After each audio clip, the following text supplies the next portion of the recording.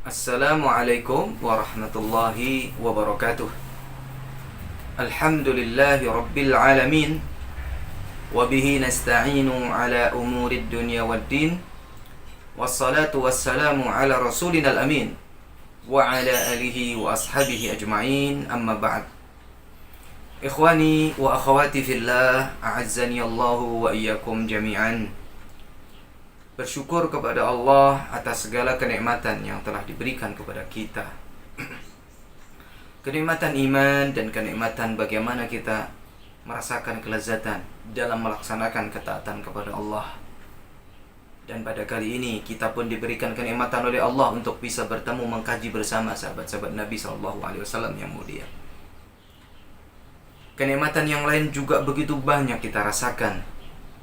Bagaimana saat ini kita bisa merasakan sehat, ya, kita masih bisa merasakan bagaimana kita ini bisa melakukan aktivitas kita sehari-hari.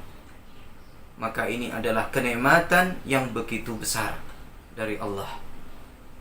Tidak layak dan tidak pantas bagi seorang hamba untuk mengkufurinya. Bahkan barang siapa yang mengkufurinya, Allah akan memberikan azab yang pedih kepadanya. Maka ikhwah fillah serta akhwat yang dirahmati oleh Allah, hendaknya kita selalu bersyukur atas kenikmatan itu, sehingga Allah pun menambahkan kenikmatannya. Kali ini kita akan menyampaikan kisah salah seorang sahabat Nabi SAW yang memiliki sifat yang sabar sekali dalam menghadapi semua kesulitan yang beliau hadapi ketika masuk Islam. Yang pada saat itu Rasul SAW baru pertama kali berdakwah, mendakwahkan Islam ini di Makkah.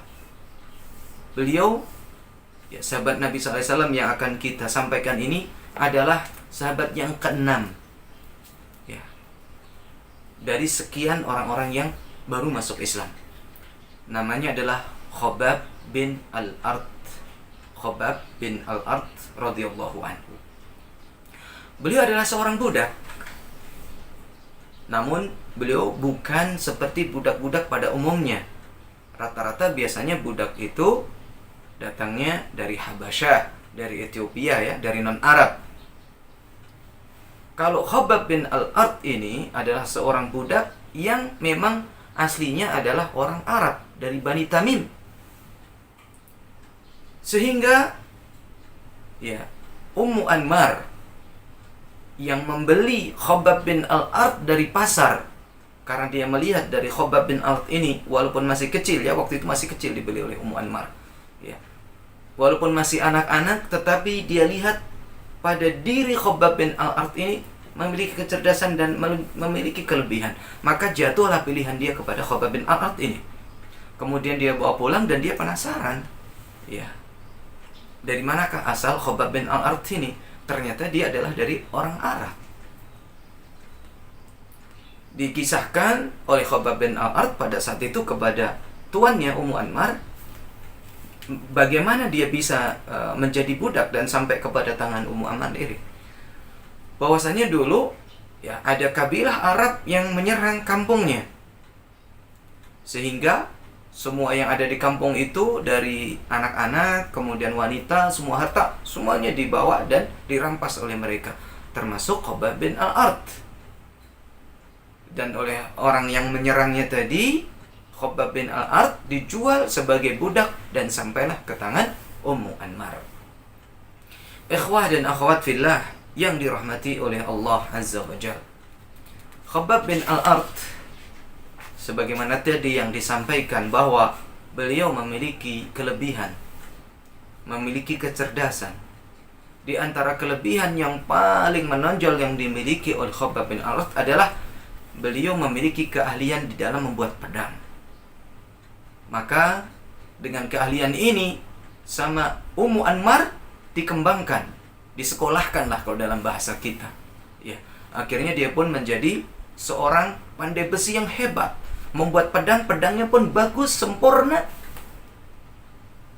Sehingga Ummu Anmar pun ketika Khabbab bin Al-Ard ini menginjak usia remaja, Khabbab bin Al-Arat ini dipercaya oleh Ummu Anmar untuk mengelola sebuah usaha penjualan pedang yang diproduksi sendiri oleh Khabbab bin Al-Arat. Khabbab bin Al-Arat memproduksi pedangnya dengan begitu sempurna, maka terkenallah toko ini dan menjadi besar. Banyak pembelinya, banyak pelanggannya. Di sisi lain, Khabbab bin Al-Arat ini memiliki sifat yang jujur dan amanah, sehingga orang-orang suka untuk membeli pedang ke Khabbab bin Al-Arat. Khabbab bin Al-Arat dengan kecerdasan otaknya, di tengah-tengah aktivitas yang dia lakukan, dan dia pun hidup di tengah-tengah kaum jahiliyah yang begitu penuh dengan kezaliman, penuh dengan kerusakan, penuh dengan kesesatan. Bahkan, ya kalau boleh kita sebut adalah peradabannya adalah peradaban yang begitu gelap. Sehingga suatu saat dia di malam hari, ketika dia istirahat dari kerjanya, dari aktivitasnya sehari-hari, dia pun berpikir, ya, bagaimana kegelapan ini akan segera sirna dan kapankah sinar, ya, itu akan tiba. Dia berharap di sana adanya timbul sebuah sinar yang muncul menerangi kegelapan orang-orang jahiliyah. Dan tak lama ikhwan dan akhwat sekalian, dari dia berfikir itu, diutuslah Rasul sallallahu alaihi wasallam Muhammad bin Abdullah. Ketika Khabbab bin Al-Arat mendengar adanya seseorang yang menyampaikan kebaikan, menyampaikan kebenaran, yang sudah dia tunggu-tunggu hal itu, dia lihat bahwasannya adalah bisa menjadi cahaya yang menerangi kegelapan orang jahiliyah. Dia pun penasaran untuk hadir, datang untuk mendengarkan apa yang disampaikan oleh Rasul sallallahu alaihi wasallam. Datanglah Khabbab bin Al-Arat kepada Rasul sallallahu alaihi wasallam. Beliau pun menjulurkan tangannya untuk membaiat, untuk bersyahadat di hadapan Rasul sallallahu alaihi wasallam untuk menyatakan keislamannya, sehingga dia pun masuk Islam sebagai orang yang keenam dari kalangan orang-orang yang pertama masuk Islam. Khabbab bin Al-Arat masuk Islam, dan dia secara terang-terangan, ya, tidak sembunyi-sembunyi. Bolehlah yang lain mungkin sembunyi-sembunyi. Ternyata Khabbab bin Al-Arat dengan keberaniannya, dia terang-terangan masuk Islam. Dia menyampaikan, ya, apa yang telah dia lakukan, bahwasanya dia sudah beriman, dia sudah bersyahadat kepada Rasul sallallahu alaihi wasallam, sehingga terdengarlah ke seantero Mekah pada saat itu bahwasanya seorang budak Khabbab bin Al-Arat masuk Islam, yang mana membuat orang-orang jahiliyah penuh dengan keheranan. Pembesar-pembesar Quraisy pun begitu heran bagaimana ada seorang budak yang berani masuk Islam. Termasuk tuannya Ummu Anmar. Telah sampai ke telinga dia apa yang telah dilakukan budaknya, dan dia pun marah besar karena begitu beraninya budaknya untuk mengikuti ajaran Rasul sallallahu alaihi wasallam yang mulia ini. Maka Ummu Anmar pun melabrak, ya, kalau dalam bahasa kita, ya, dia membawa saudaranya yang bernama Siba bin Abil Uzza beserta dengan para pemuda dari Bani Khuza'ah.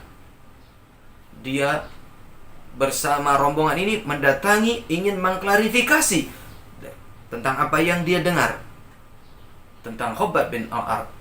Maka Ummu Anmar pun sesampainya di toko dengan rombongannya, dia bertanya kepada Khabbab, apakah kamu sudah mengikuti agama, ya, pemuda, ya, dari Bani Hashim itu? Apakah kamu sudah keluar dari agama kamu? Maka Khabbab bin Al-Arat dengan begitu tenang menjawab, saya tidak keluar dari agama saya, tetapi saya sudah beriman kepada Allah, dan saya pun mengakui bahwasanya Muhammad adalah utusan Allah. Mendengar jawaban ini, maka Siba, saudara dari Ummu Anmar, langsung marah dan mengambil segala apa yang ada di situ, dia lemparkan kepada Khabbab bin Al-Arat.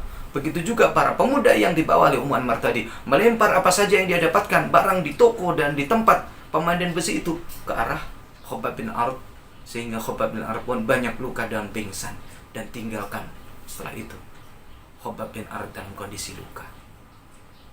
Ikhwan dan akhwat yang dimuliakan oleh Allah, perjuangan Khabbab bin al-Arat ternyata berat sekali. Namun beliau sabar dan tegar dengan ujian ini. Ujian yang dialami oleh Khabbab bin al-Arat ketika beliau beriman kepada Allah bukan sampai di sini saja. Dia harus mempertaruhkan jiwanya. Dia rela jika Allah mengambil nyawanya karena siksaan, karena apa yang dia alami dari orang-orang Quraisy, dari keluarga Ummu Anmar. Dia relakan itu demi mempertahankan iman dia kepada Allah. Maka Siba terus memberikan siksaan kepada Khabbab bin al-Arat. Ketika hari sudah panas, Khabbab bin al-Arat dilepas bajunya, dijemurlah di padang pasir. Kemudian ditaruh batu-batu panas di tubuh dia. Tidak diberikan air minum sampai keringatnya ngucur. Dalam kondisi lemah, Khabbab bin al-Arat dideketin oleh Siba. Dipukul Siba, digertaklah Siba dengan pertanyaan, "Siapakah Muhammad?" Maka Khabbab bin al-Arat mengatakan, "Muhammad adalah Rasulullah." "Siapakah Lata dan Uzza?" Dia sebut Lata dan Uzza adalah berhala yang tidak berhak untuk disembah. Maka ditambahlah siksaan kepada Khabbab bin al-Arat. Kemudian manakala kondisi sudah begitu lemah, manakala kondisi sudah begitu di hari sudah menginjak sore, Khabbab bin al-Arat kemudian dilepas dari siksaan itu, dan dilakukan begitu seterusnya hampir tiap hari. Namun Khabbab bin al-Arat tetap bertahan.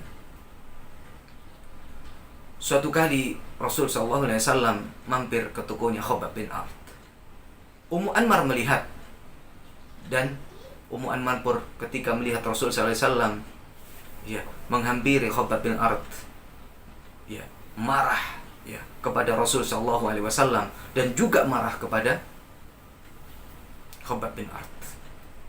Ketika Rasul SAW sudah pergi, Khabbab bin al-Arat disiksa oleh Ummu Anmar. Ummu Anmar mengambil besi panas, diletakkan di kepalanya Khabbab bin al-Arat. Kita tidak bisa membayangkan bagaimana panasnya, bagaimana kondisi kepala. Mungkin bahasa kita sudah melepuh begitu kepala. Yang merupakan ini adalah banyak syaraf-syaraf yang ada di kepala ini, syaraf yang penting untuk kecerdasan kita di otak.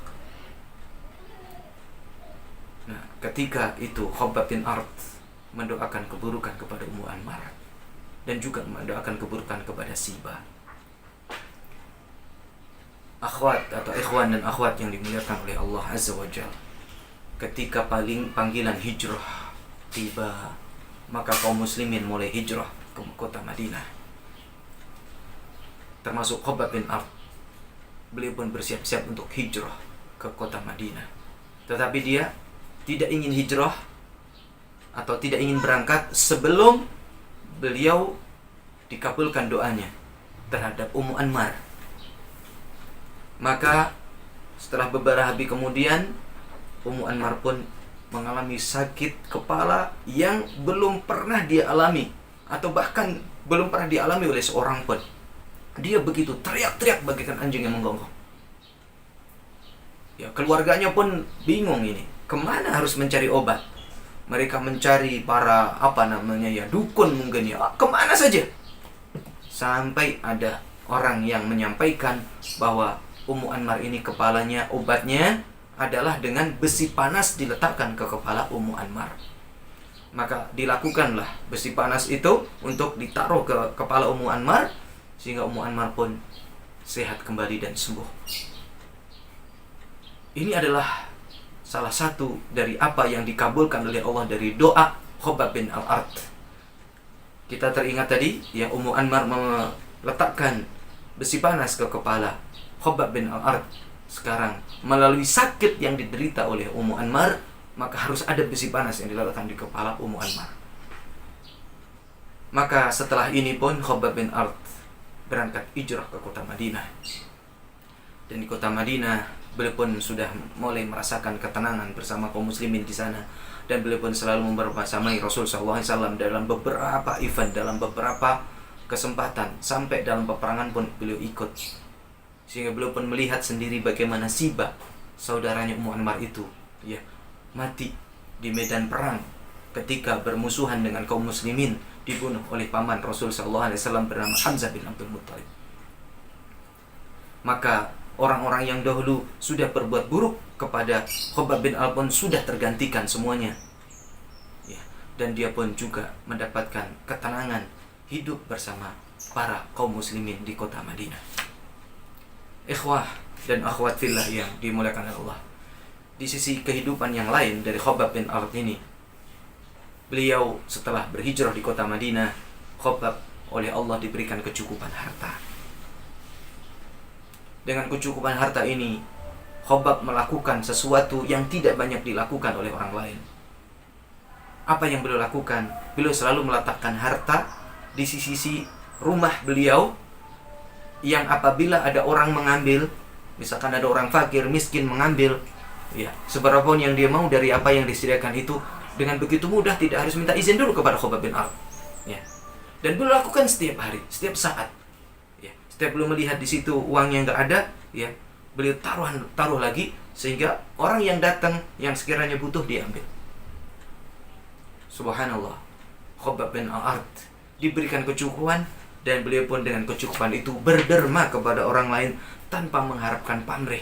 Bahkan beliau pun tidak ingin, ya, melihat bagaimana orang mengambil harta dia, ataupun dia dilihat oleh orang fakir miskin bahwasanya dia memberikan sesuatu kepada mereka. Dan di akhir hayat beliau adalah orang yang termasuk hidup panjang, hidup lama, sampai bertemu dengan 4 khalifah. Dan beliau pun meninggal di masa kekhilafan Ali bin Abi Thalib. Sebelum meninggal, beliau meninggalkan harta, ya, sekitar berapa ya? Ya, yang terhitung amat banyak harta yang beliau tinggalkan, ya.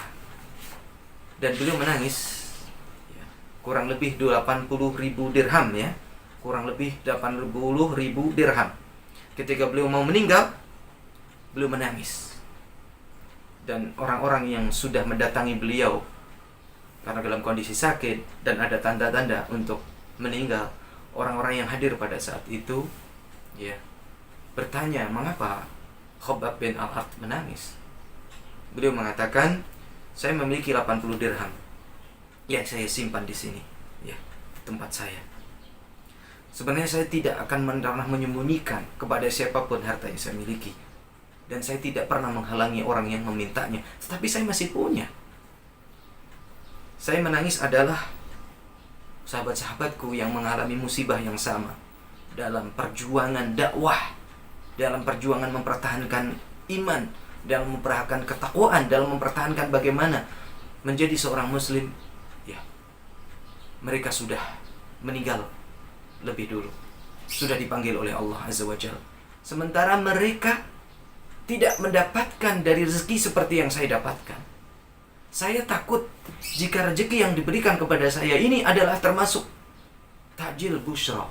Artinya ini adalah balasan untuk saya atas perjuangan saya, atas kesabaran saya yang disegerakan di dunia.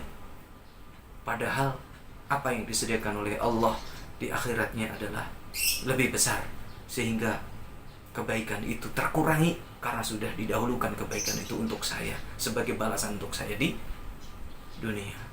Subhanallah, Khabbab bin Al-Ard begitu tinggi ketakwaannya, begitu tinggi waraknya, begitu tinggi zuhudnya, sehingga beliau pun memiliki harta, tetapi beliau takut apabila harta itu termasuk yang bisa mengurangi kebahagiaan dia di akhirat nanti.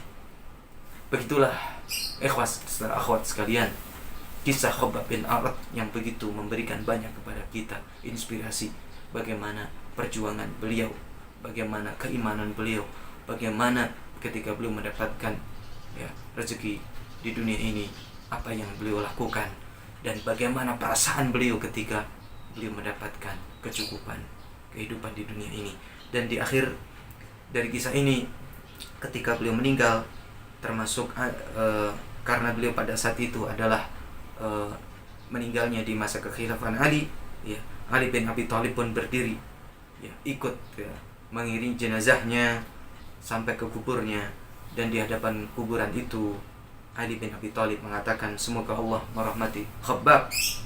Ia begitu semangat masuk ke dalam Islam, berhijrah karena patuh kepada Rasul, serta hidup sebagai seorang pejuang. Allah Subhanahu wa Ta'ala tidak akan pernah menyia-nyiakan pahala orang yang memperbagus amalannya. Wassallallahu ala nabiyina Muhammad wa ala alihi washabihi ajma'in. Wa akhiru da'wana alhamdulillahi rabbil alamin. Wassalamualaikum warahmatullahi wabarakatuh.